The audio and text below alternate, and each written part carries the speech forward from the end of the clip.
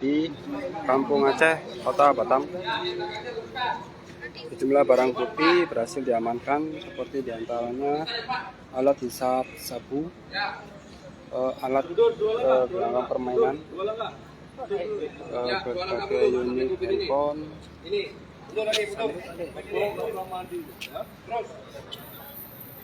dan sejumlah kurang lebih 43 tersangka.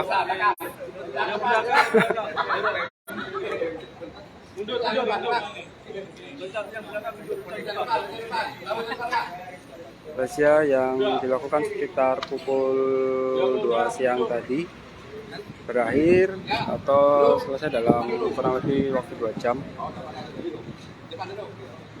Ini yang dari luar Batam sama Batam? Yang luar Batam, kamu orang mana? Hah?